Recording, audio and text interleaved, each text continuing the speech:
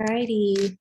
Good evening, everyone. My name is Katie Williams. I'm the Community Engagement Manager with Silence the Shame, and we would like to welcome you to this event tonight. Thank you for joining us.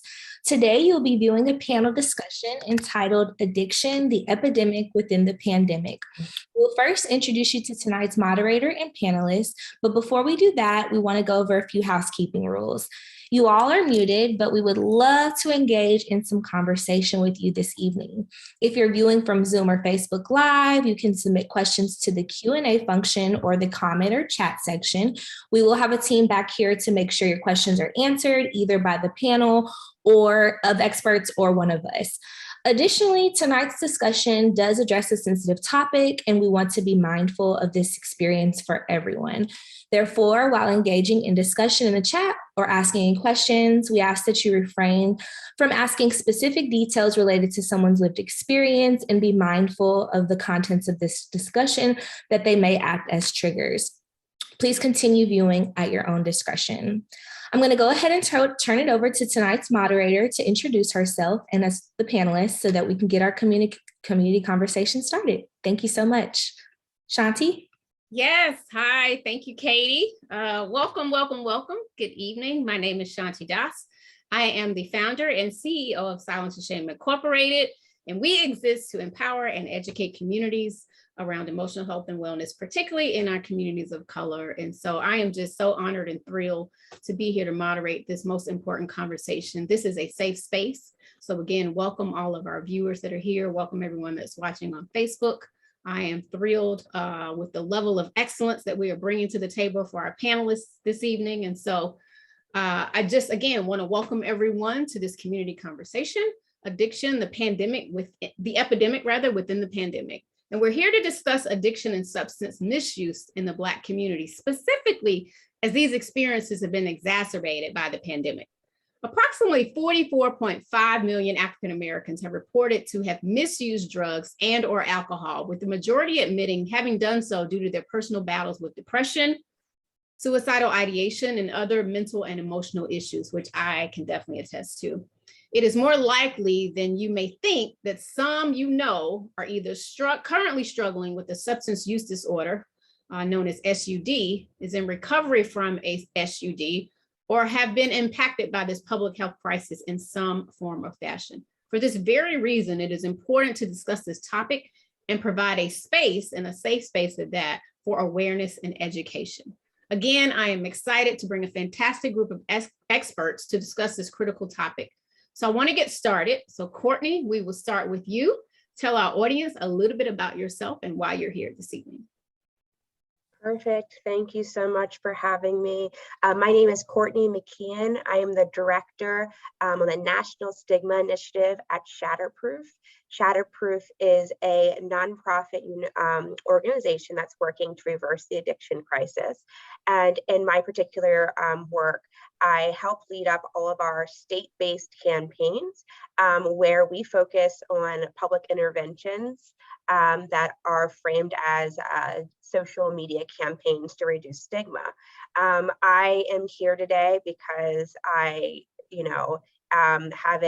this is where I would say my pain, passion, and purpose kind of all came together in my career. I have a mother in long-term recovery. I lost my father when I was 12 years old to HIV/AIDS from intravenous drug use. So I always had this drive to, help people, and especially in this space around addiction. And I'm so grateful that I can wake up every day and do that in my everyday job. So I'm looking forward to this conversation with these other wonderful panelists. Thank you, Courtney, and we are grateful to you as well for the critical work that you do.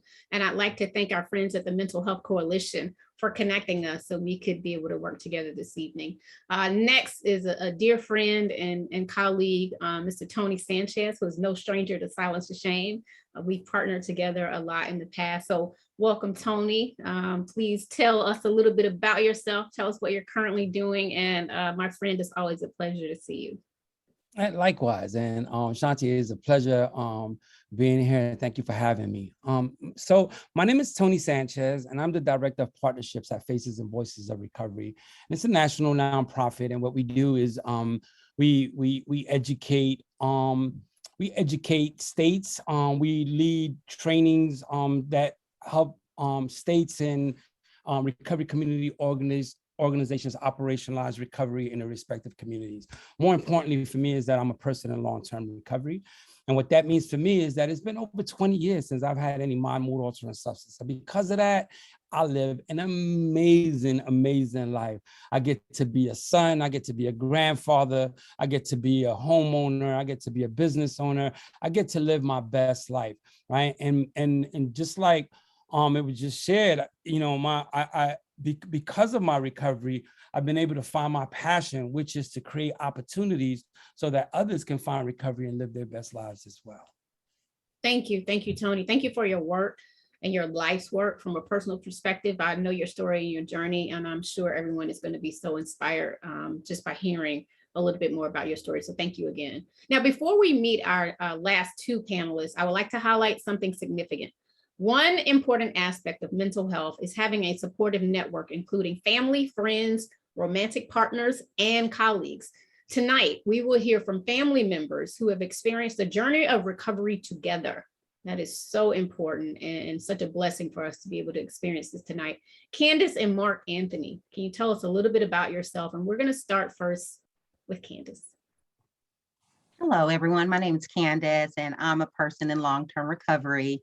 That means it's been 9 years and 2 months since I've used any drugs or alcohol because I figured out I'm just that worth it. Since I've been in recovery, my life has changed drastically. Obviously, I'm here with my son. That's one of the biggest things that could have ever happened that I didn't need, is to have my son look at me as an example on how to combat mental health, how to combat substance use disorder, and to actually have some hope. Because me coming from a family, my mother didn't use any drugs or alcohol. My father was absent, although he was addicted to drugs. I really just didn't have any exposure to that. So after some childhood trauma when I was 12, when I started drinking, I had no clue what it was going to lead up to and how that trauma affected and impacted my entire life. By the age of 23, I had 3 kids as a single mom. And the only thing that I knew to do was to put on my suit every day and go to work and work from 9 to 9. And my kids were latchkey kids. So today, because of recovery, I now can forgive myself and say I am a phenomenal mom, a phenomenal community member. I work for Georgia Council on I am a coordinator for a virtual all recovery meeting that is a safe space for people to recover. All recoveries are welcome, all pathways. Everyone has a right to choose like what works best for them, to self-direct their recovery, opposed to people telling them how to recover, when to recover, and what limitations that they have. Instead, we celebrate just exactly what's right with them. And what's right with me today is that, you know, I am valued in my community, the recovery community, my neighborhood. My kids actually ask me for suggestions. They don't take, at least ask. So I'm very grateful for that. And thank you for having me here. Thank you so much. I'm so proud of your story and your journey, and we're honored to have you here on this platform. Would you like to share a little bit about yourself, Mark Anthony? Yes, ma'am. Hey, I'm Mark Anthony. I'm a grateful, recovering young man from substance misuse. And mental illness had a huge negative impact on my life. I often wonder why I felt so bad about myself and why I couldn't stop using. But with the help from my close ones, specifically my mom, who has her own experience of recovery, being a real, and a couple of her peers taking me under their wing, I soon realized I had mental disorder from past trauma in my life, and I was using drugs to escape the reality. To counteract that, I decided to get outside help through a very well-known treatment program by the name of Trinity House Communities. I was surrounded by positive Black men in recovery and peers who looked like me from the same culture. That one small step forward put me in touch with life-saving resources like mental health services, practicing a 12-step program with a sponsor, and education about mental health and substance use disorder. I feel enlightened through articles, books, and videos. The main thing, I started to want to change and had hope. I am so proud of you, and I just want to thank you for your courage and what you've been able to do. You are a shining example for so many people that may be struggling right now. So kudos to you and your mom, Mark Anthony. Thank you again. Thank you. All right, so we're going to jump right into our conversation. I'd like to start first with you, Tony. Can you share how substance use grows to be a wellness concern? And can you also talk about and describe the stages of addiction? You're on mute, Tony. Thanks. Yeah, that's an excellent question. You know, when you talk about wellness, you're talking about good health, right? But what we know is that, you know, substance use disorder can make everyday activities and tasks difficult for the individual, the family, and others in the community who are close to the individual who's using, right? So a person may struggle to maintain positive relationships in their home and at work, right? And then the consistent negative behavior in the workplace due to substance use disorder can lead to loss of jobs or demotion, which can negatively impact the person's self-worth and their place in the family, right? So that's one aspect. But when you look at it from like in the Black community, there's other health disparities or other disparities that exacerbate, you know what I mean, substance use disorder, like poverty, right? And high unemployment rate, right? Environmental threats, you know, not eating right, food deserts. If you look at Flint, the water in Flint, you know what I mean, played a major impact in that community. Inadequate access to healthcare. So, you know, if you, you know, if someone is diagnosed with a substance use disorder, and if they don't have the proper health care to get the help, you know what I'm saying, they're going to just continue to decompensate, you know, until, you know, and the drugs that are being used now, a lot of people are not even making it back. You know what I mean? Laced with fentanyl, just the drugs are just a lot stronger. And individual and behavioral factors, you know, some of the mindsets in the Black community, you know, such as internalized stigma, you know, believing that, you know, that substance use disorder is a moral deficiency and there's nothing wrong with me, you know what I'm saying? So I'm not going to get the help that I need, right? And then there's educational inequalities as well, right? What we need to know is that addiction is a treatable, preventable chronic health condition, and that recovery should always be the expectation. And now, so let me get to the second part of the question, right, which is the stages of addiction. And so it usually starts with first use, right? The first step to addiction is trying the substance, you know, the first time, hey, try this, you know, and for some people, you know, they let it go. And for, you know, like me, it felt so good, I needed to do it again. And then it became a regular use. As people become regular users, they begin to display, you know, patterns that are attributed to using. Then it becomes risky use, where, like, you know, an example of a risky use is driving while under the influence of alcohol, you know what I mean, on a constant basis. And then it becomes dependence, right, where the body becomes accustomed to the substance and we don't function, you know, at our baseline anymore without that substance. And then it turns into a substance use disorder. And that's when, you know, no matter what the consequences are, no matter what, and whether incarceration, you know, one of the things that we say, you can be beaten, you can be counseled, you could be in prison, but you're not going to stop using until you're ready to stop using. You know what I mean? But again, you know what I mean? Those are the stages of addiction. But I also want to point out that the brain is a powerful, powerful organ that can and will heal given the opportunity, and that recovery should and always be the expectation. Thank you for that, Tony. A lot of really great information there. And, you know, my former career, before I started working in mental health, was in the entertainment industry, you know, and I remember just seeing a lot of, you know, colleagues that, and look, it's no secret, you go out after work, you have some social drinks and cocktails, and then that starts to become a problem when you utilize, right, the substances as an unhealthy way to cope.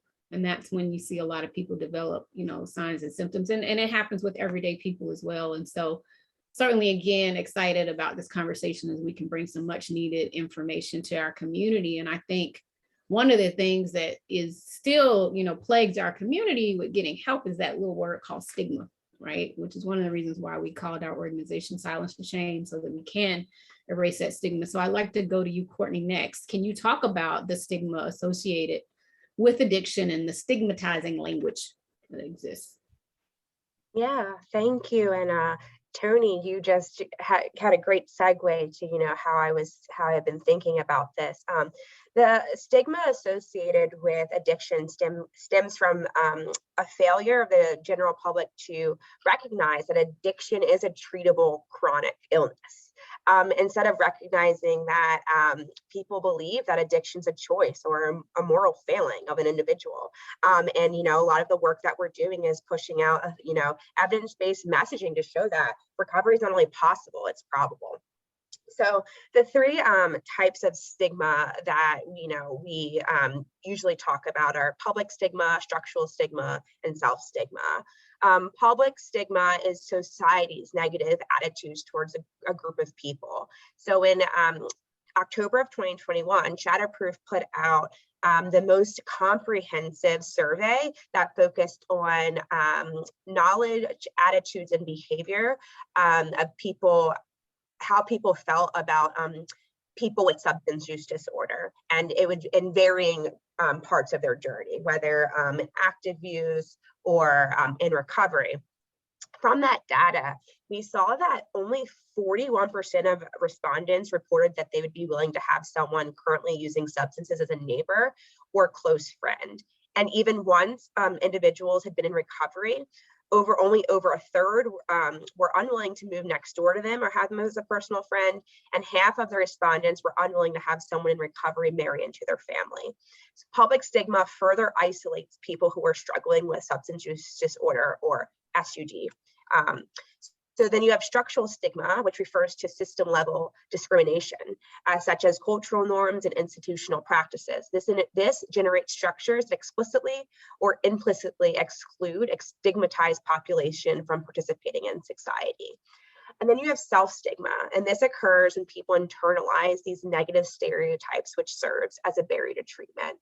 So using that as a baseline, and as you asked me about stigmatizing language, I actually thought the best way to talk about this is through a story. We use stories a lot, contact-based strategies, as we're trying to reduce stigma around people who have substance use or opioid use disorder. I'm going to read you some words directly from a woman, Marissa, who has shared her story in long-term recovery with Shatterproof. Words have impacted me at my most vulnerable times. Some words felt like attacks, attempting to replace my true identity. Instead of intelligent, funny, or hardworking, I became homeless, indigent, and incapacitated. The words became grenades, strategically spoken at times in order to do the most damage. And when those words came from family and friends, they cut even deeper. These labels erased my humanity. Total strangers felt allowed to criticize or judge me, saying that I was such a waste of life, useless, or just a drunk or an addict. These words also carried the connotation that I was lazy, selfish, or a criminal. After a while, I began to believe these words, concluding that I no longer served a purpose, had opportunities, or deserved hope. Luckily for me, eventually those feelings were replaced with optimism and courage and words that provided healing. Spoken words cannot be unsaid, and they have the power to build up a person or destroy a person. When we choose to be compassionate, we become a better part of the solution, giving an opportunity to others to be successful. So Marissa really is talking about, that public stigma that she felt outwardly when she was in the public, and then how she internalized that to start believing the things that people were saying. So from that, terms like drunk, addict, and junkie, they imply that someone who has impacted with substance use disorder, that they cause this illness, and that leads to a less sympathetic response. So one critical way that we could all contribute to this reduction in stigma associated with addiction is using person-first language, which places emphasis on people rather than the diagnosis or condition. So instead of saying a person, you should say a person with a substance use disorder versus calling someone an addict. By utilizing this person-first language, an individual is no longer defined by their condition, and the person is placed first, with the condition being secondary. This really helps eliminate stereotypes and biases, but it also helps encourage people and make people have that aha moment that there is hope and there is they should be optimistic about what that road to recovery looks like for them, and that is possible for them to have a beautiful life, such as Tony and others have described. We have a Words Matter guide that I know that I will be circulating with you all as a follow-up to the webinar, so that everyone can start, using this language in their everyday life and holding others accountable as well. Fantastic information, Courtney. Thank you for that. I know I learned a lot, and I look forward to, I was just about to say words matter before you said it, and I'm happy to see that you all have some other resources for us so that we can continue to educate ourselves outside of this conversation. So thank you for that. Next, I'd like to go to Candace. 42 states reported an increase in overdose deaths during the pandemic, which is quite alarming. What are some ways that the COVID-19 pandemic has contributed to a rise in substance misuse and addiction? I believe that the isolation and during the pandemic and the distancing caused people to feel disconnected from their community, even their daily routines. Even for people who may not have been misusing substances prior to, when you're at home 24/7, you're not sure what's going on in the world, what will happen. You're not receiving unemployment benefits. You're not even able to get through to unemployment. You don't receive food stamps. You don't have any money to take care of your family. The stressors that come with that, it would be easy for people to just want to escape. I've heard that firsthand from a lot of my friends. Like, I'm one of few of my friend group who, before I came into recovery, and they were experiencing that as moms, as career women, as as the matriarchs of their family. I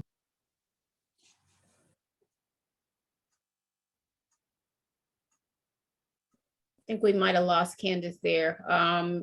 Tony, would you like to kind of follow up on that question about why you think things have increased within the pandemic? Certainly, I know a lot of my friends, it just got to be, I think, a lot for so many of us. Stress. You're talking about a whole way of life has changed. There's no the new, they use the word new normal, but it's like a new way to coexist. You know what I'm saying? It's and for some of us, the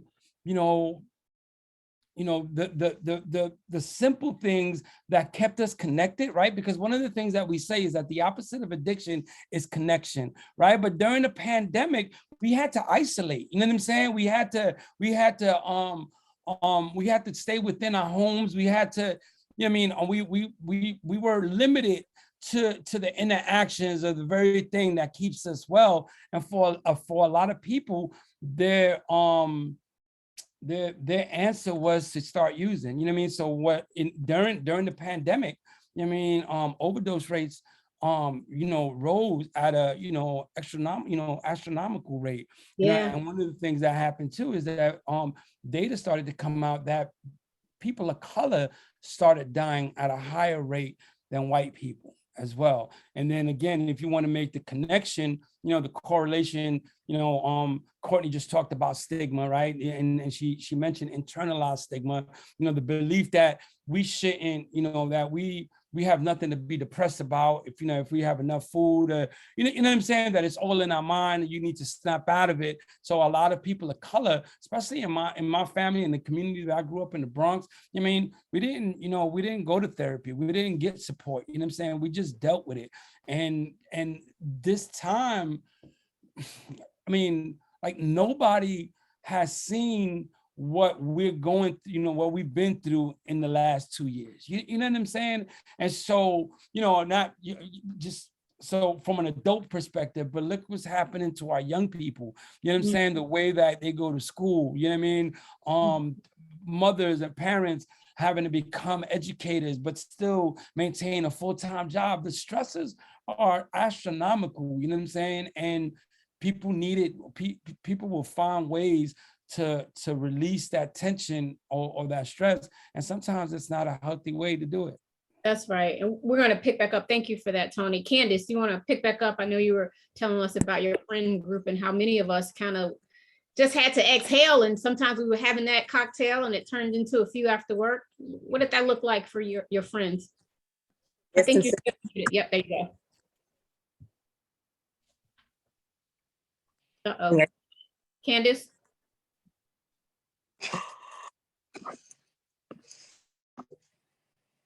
You there, Candace?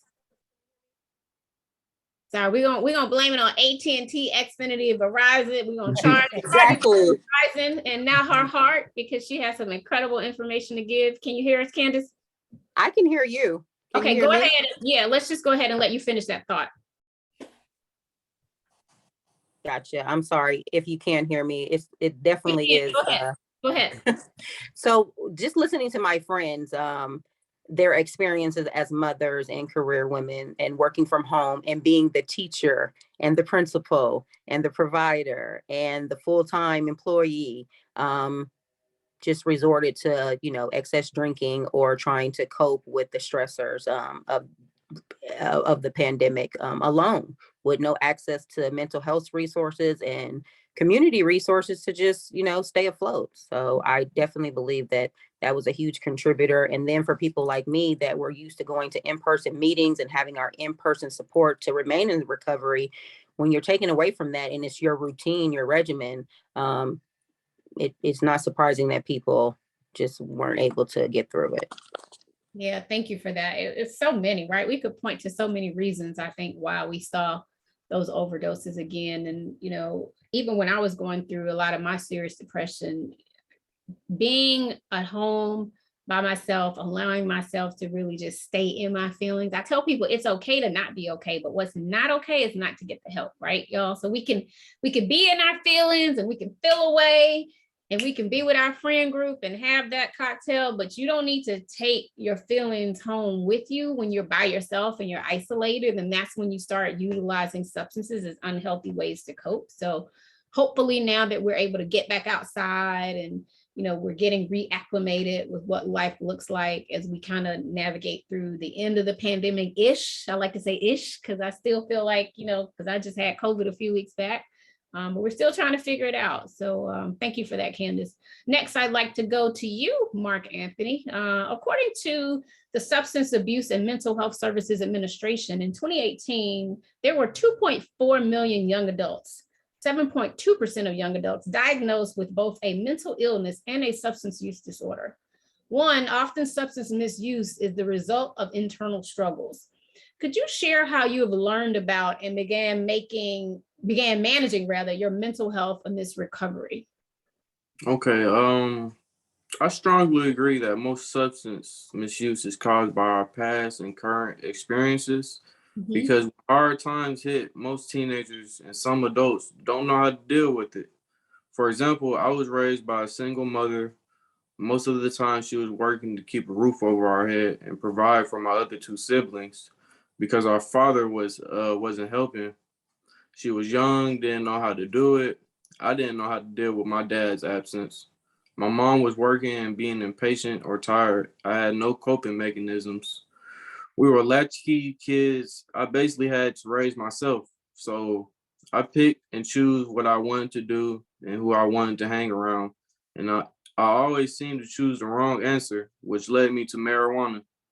At first, it was for recreational use, but when faced with adversity, I started to use it as my safe place, using it to cope with life and not face it. The worst part about it, I thought I was just having fun. But in reality, I was subconsciously programming my mind not to be able to live life on life terms. And I first learned about mental health when I was at my lowest, just getting out of county jail, having to face many obstacles of having a criminal record and not being able to pass a drug test. It was almost like a phenomenon. One day I came across a motivational speaking about mental health, and it was like it was speaking directly to me, telling me my mental health is the new wealth, the new rich. And after that, I've been committed with improving my mental health through reading, meditation, peer support, medication, support groups, and NA meetings.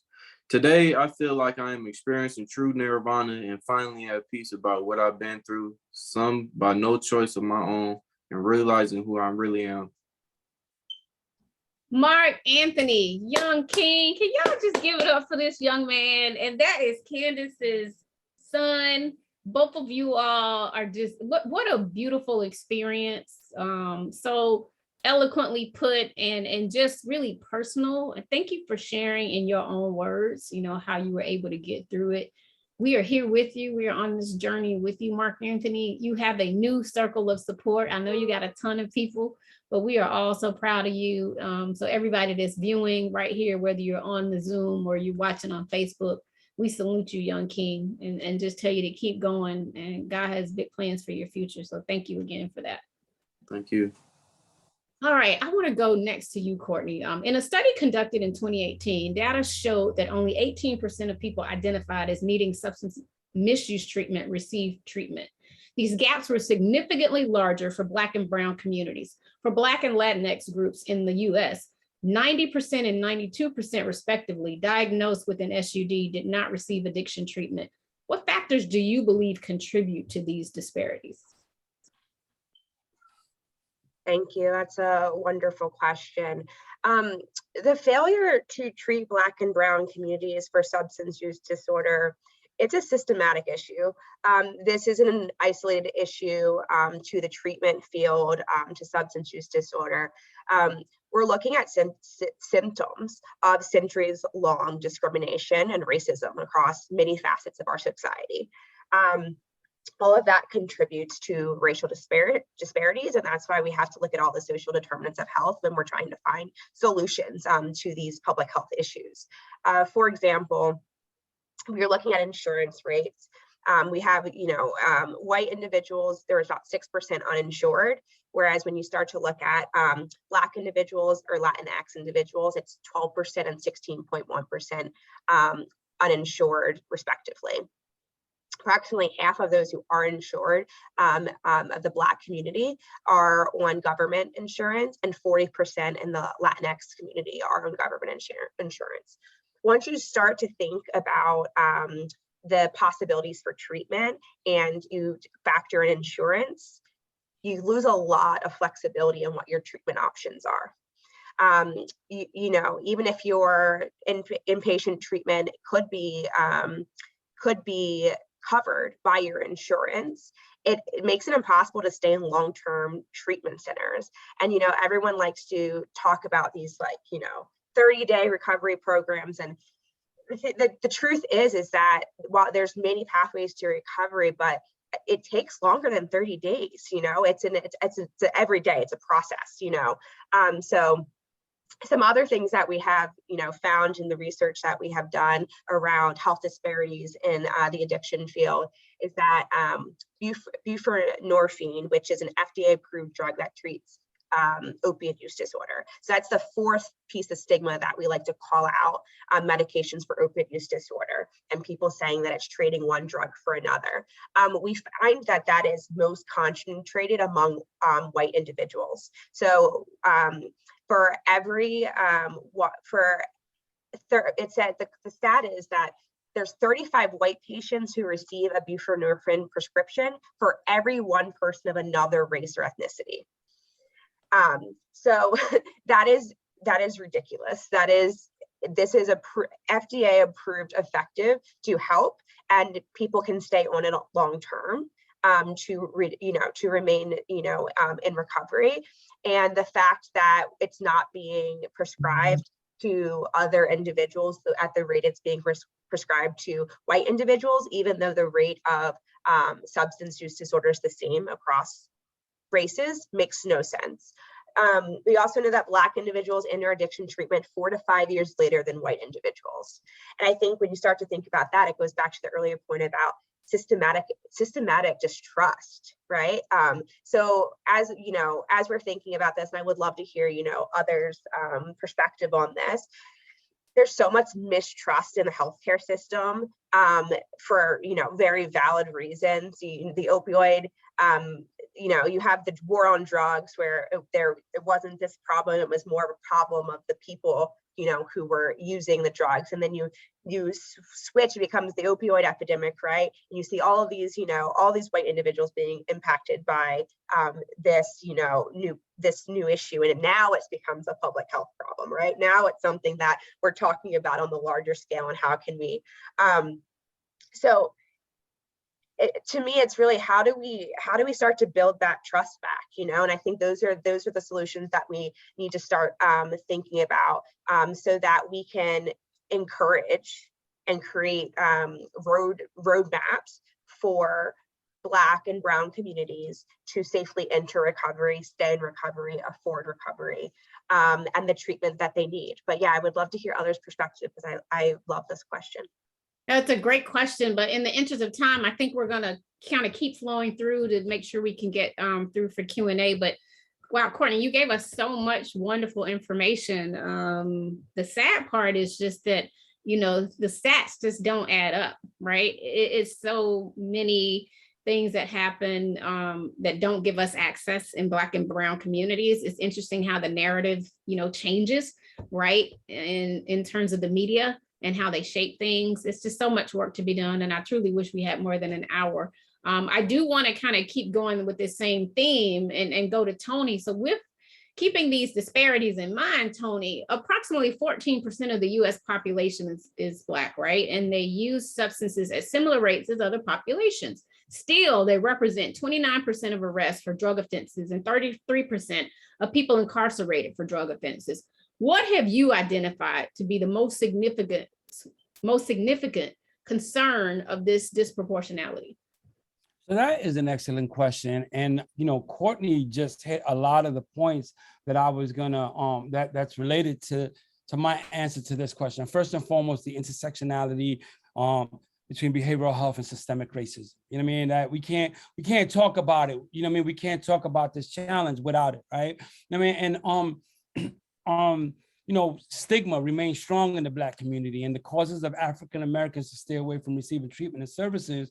And as we know, there's research that shows that there are significant differences in the rates of success, diagnosis, and treatment from substance abuse, right? We also know that the majority, and Courtney alluded to this too as well, the lack of health insurance. The majority of Black and Brown people, like their primary doctors are the emergency rooms, you know what I'm saying? Or they're getting help after being incarcerated. The laws that were made, you know what I'm saying? And I'm a New Yorker, grew up in the 80s and the 90s in New York during the crack epidemic. And the laws, you know what I mean? Like how do you infect a community with a virus, right? People get sick, you don't give them the resources to get better, but then you blame the people for getting sick and you penalize and criminalize them. You know what I'm saying? Like, how do you do that? And now that it's hitting a different demographics, now it's a healthcare, challenge. Now the language has changed. No, you're not an addict, you're sick. You know what I mean? The opposite of addiction is connections. But you have to understand, we have to understand that the information that we were given, right? Not just the actions that were portrayed or perpetrated in the Black community, but what we as Black people internalize help to separate us from our families. So we buried our people in shame, you know what I'm saying, we in silence and shame and embarrassment, you know what I'm saying? And we are still traumatized because of that. And we're still not able to, and we'll never be able to heal until we create that space where people can have those conversations where they can speak their truth. Two things. I got a cousin, right, he's doing 20 to life. He got caught with 2 keys of cocaine, New York City. You know what I'm saying? And not saying that he wasn't wrong, but he got 20 to life for 2 kilos of cocaine when you got companies who have killed thousands upon thousands upon thousands of people, you know what I'm saying? And who are just getting slaps on the wrist, right? So there's, it's still is still going on. Like, you know, I mean, the disparities in laws, there's different laws for people of color, and there's different laws for white people. And then again, you know, I mean, the misinformation and the stigma, whether especially internalized, you know, within our own communities, that we don't, I mean, that addiction or substance use disorder and mental health is a moral deficiency, and because of it, we don't get help. One last thing is, and that most treatment modalities weren't made for us. You know what I'm saying? They really weren't made for us. They were made for middle class white men. You know what I'm saying? So, and because everything happens within a cultural context, you know what I mean? When the results are not effective in the Black community, you know what I mean? Again, we're blamed for not responding the way that we should, but it wasn't really created for people like us. So I mean, we can continue on just like, I mean, this is a great question. And Shanti, we need way more than an hour to continue this conversation. Brother, I was just gonna say, ooh, you just said a whole word. Oh my gosh. It frustrates you, right? It makes you angry when you look at how things disproportionately affect us in our communities, and how the laws weren't made for us, and how the narratives, and again, in the media isn't for us, and insurance, half of us don't even have access to it, right? It's just, it's so disheartening. But this conversation, again, is so important. And just to reset the room for those that are listening, thank you so much for sharing of your time this evening. You've been tuned into Addiction, the Epidemic Within the Pandemic. I'm Shanti Das, your moderator. We have these incredible humans on here that are serving as your panelists for this evening. If you do have questions for our panelists, we encourage you to utilize the Q&A function button, or either just place them in the chat. If you're on Zoom, I will start incorporating questions. Actually, we do have one question.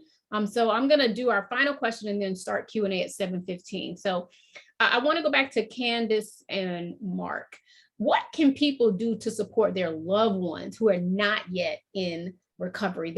And I know that's a loaded question, but in a minute or two each, what can we do? And we'll start with you, Candace, because you've lived this, you've experienced this as an individual, you've lived through this with family. So what can we do to help our loved ones, Candace?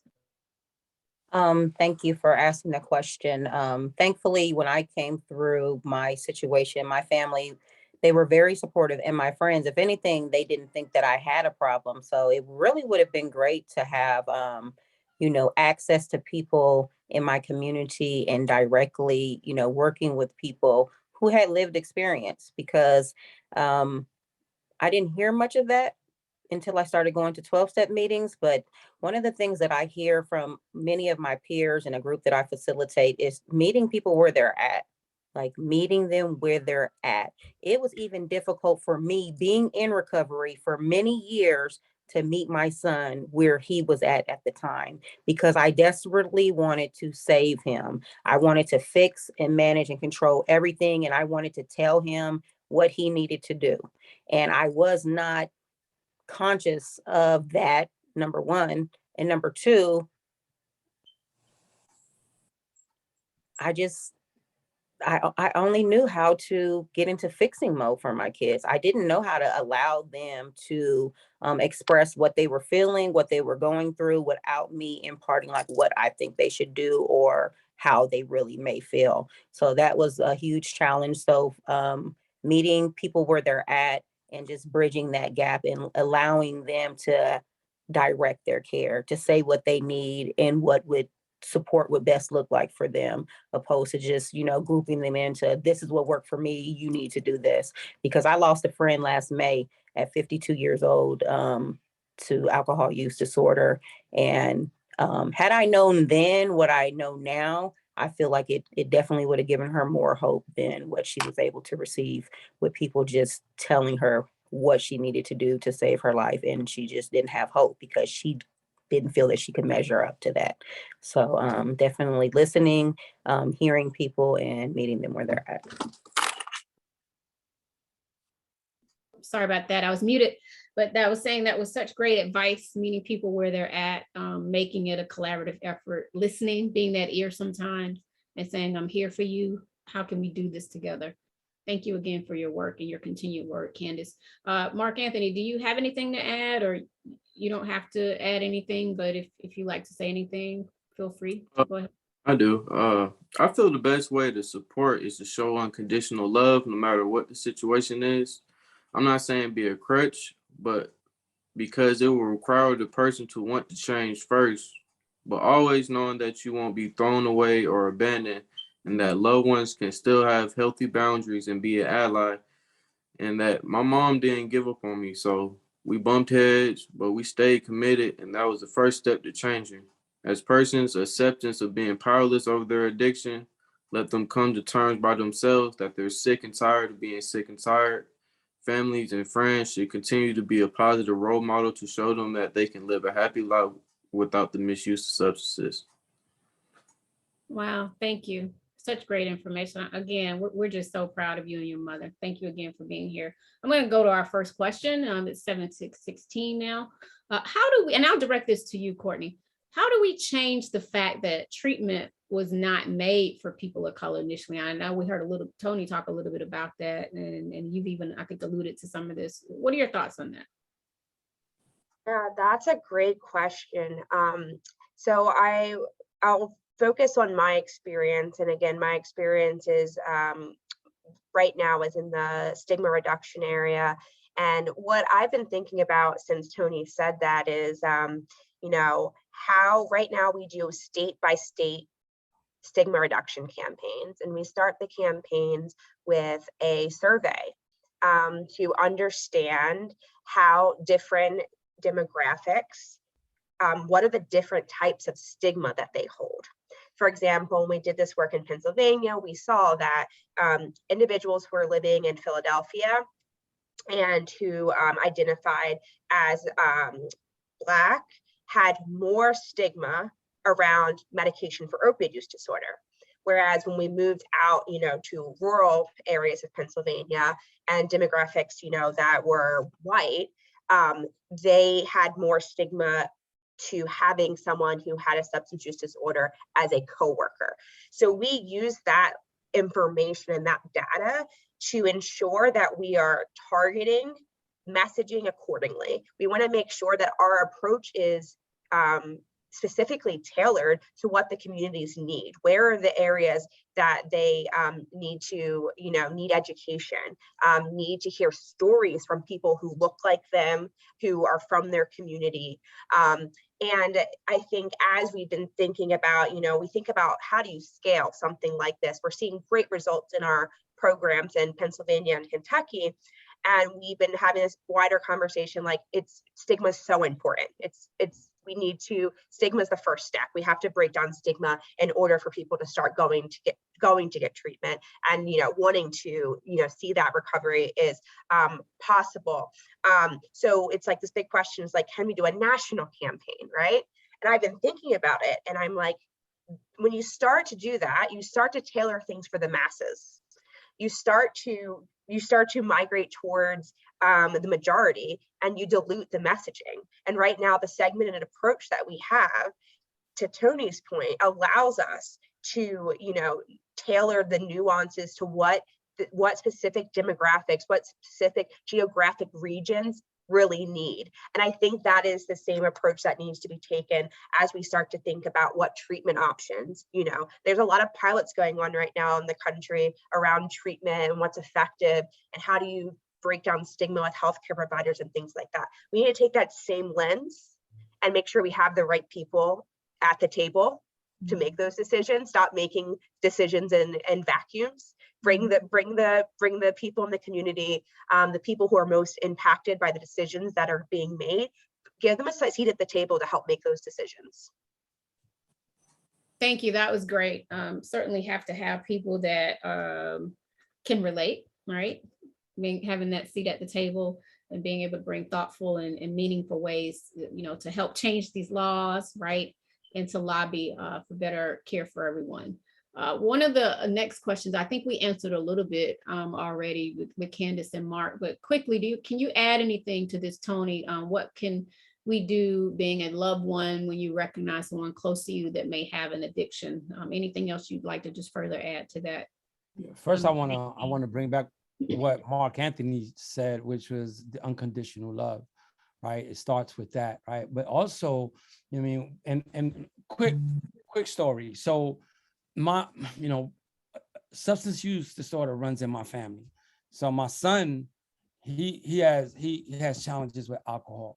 Right? I'm the director of the Office of Recovery Transformation. I'm doing amazing things across the country, but at home, all I'm looking at is his behavior. And because of that, I kicked him out of the house.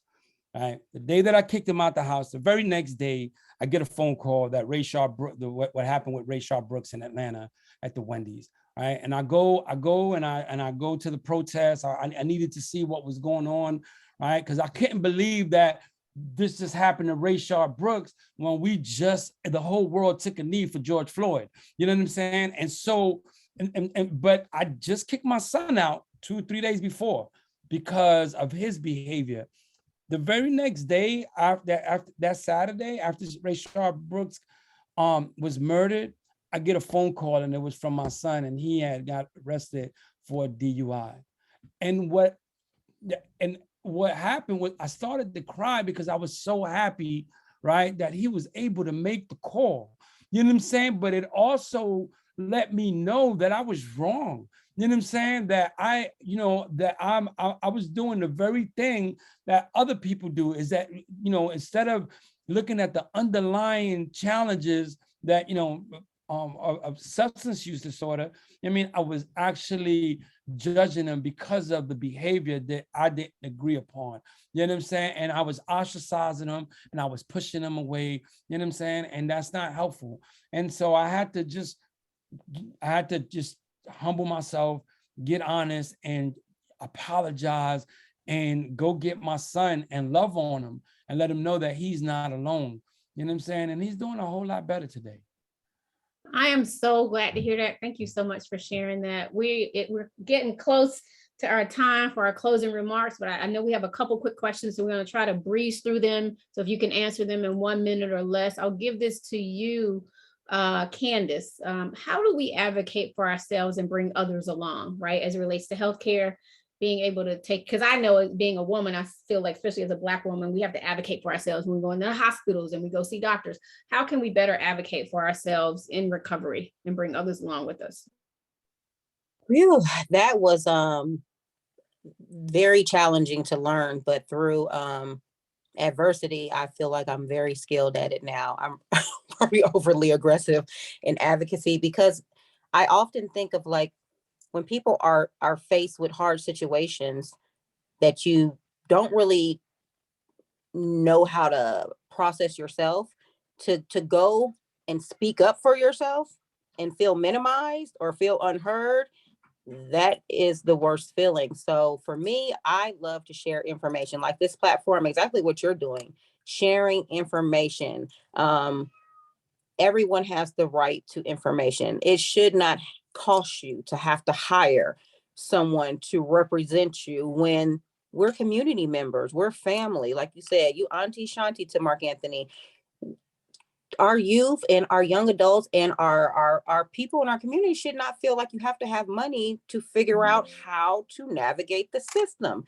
This is not a game. These are people's lives that are at stake. So for me, my passion is to share information, to get with leaders, to get with recovery champions, to go, find my seat at the table. Or if you have your seat at the table, please, let's collaborate. Let's use our platform so that we can get the information for our people and for the world, but specifically for our people, because we need it.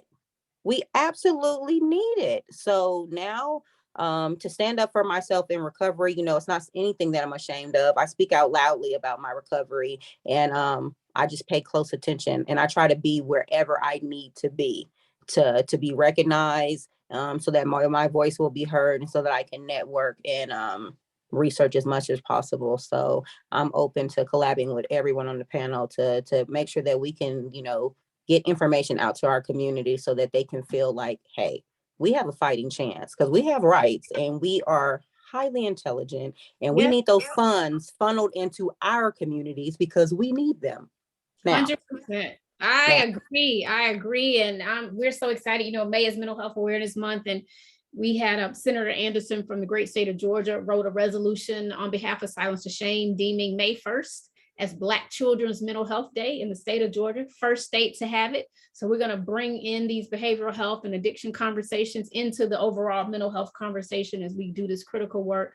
So that's how we want to advocate, and we're going to start one state at a time and get it to the federal level. So we're excited. We're getting ready to close this out. Don't get off yet, because we want to be able to list some critical resources. Courtney, quickly, Shatterproof is doing some amazing work revolutionizing addiction treatment. Can you just share quickly some information and resources that will be helpful for those interested? I know we're going to email some stuff out to those that did register, but what do you have for us, Courtney? Yeah, of course. Just really quick, I know we're at time. I would just say that, with treatment intensity ranges, there's ranges of intensity of what type of treatment people need. And I think there is this misconception that everyone needs to go into inpatient treatment. That is not the only option. There are other options, and that might not be the best option for you. So some of the things that are available to everyone, there's the findtreatment.gov, which is the nationwide treatment locator, which was created by the Substance Abuse and Mental Health Service Administration, SAMHSA. So everyone should have access to that and be able to see treatment facilities. The other thing that Shatterproof specifically has put out is a quality treatment locator called Atlas. And what that does is it lets you take an assessment up front to make recommendations on what is the best treatment setting for you. And then you can put in, if you have a dual diagnosis, or what type of insurance you have, do you want medication for opioid use disorder? And it will filter and show you what types of treatment options you have with all of those different filters. And there's data that we collect on the back end based on the standards of care to make sure that these programs are evidence-based. So trying to hold treatments accountable. That is currently only in a couple states, but there's plans for it to, roll out nationwide. But in the meantime, if you're not as part of one of the states that we operate in, we definitely have resources on our website, questions to ask providers and things that goes back to that advocacy question. And I will make sure that they are part of the follow-up. Thank you so much. 30 seconds or less. Tony, Faces and Voices of Recovery. How can we reach you all? You're on mute. Yes. So I would encourage you to go to the Faces and Voices of Recovery website and hit the NRI page, the National Recovery Institute, and there's free trainings. Specifically, the ones that I would recommend is Our Stories Have Power, Words Matter, and the other one is The Science of Addiction and Recovery, that talks about, it explains the unexplainable and what's going on in the brain when when the brain is introduced to drugs, and why. Again, it explains the unexplainable. Like, why would you do that knowing that the parole officer is going to violate you? Why would you leave your children? It's not that you're bad, but it really talks about what's going on in the brain, but it also talks about how the brain is a powerful, powerful organ that can heal and will heal given time. Thank you, Tony. Candace, Georgia Council on Substance Abuse. We're coming up on 1 minute. Really quickly, we offer a virtual all recovery meeting twice a day at 10 a.m. and 7 p.m. It's an all recovery meeting 365 days a year that I coordinate. I have a wonderful group of volunteers who facilitate the meetings when I'm not doing it. And I'm going to have someone post the link in the chat. So it's all recovery. I tell people, whatever you need to vent or you need support on, my friends may not use substances, but they do come for the free therapy. So that is available. And also, not sure if you guys heard, I was doing some research today and I saw an article on a Black-owned treatment program called Eleanor Health. I was going to look into it more, but I said I definitely wanted to read up more about that. So it was a good article. Thank you, Candace. Wonderful resources. It has been such a pleasure and an honor, an absolute honor, moderating this talk tonight. There's more to come. Mental health just doesn't happen once a year or once a month. We're going to be talking about this thing from January through December. This is what we do. We exist to silence the shame. We want to turn it back over to Katie Williams. So thank you all again so much for tuning in. God bless you. We're going to make sure we send out these resources. Yes, thank you so much, Shanti. Thank you, panelists, for tonight, just attending and giving us this great conversation. We want to thank you all for joining us for our community conversation. Please follow Silence to Shame on social media to be up to date with different events like this, especially as we approach Mental Health Awareness Month and National Silence to Shame Day. We have a lot of great events coming up. You will receive a follow-up email, and this information will also be reported on our Facebook if you want to share it with your network and get this conversation going with your family and friends. So again, we want to thank you for coming out. Be on the lookout for an email and do something to take care of yourself this week. Have a great day. Wish you peace, blessings, and recovery. Yes. Thank you. Thank you. all. Great panel. Thank you so much. We appreciate you.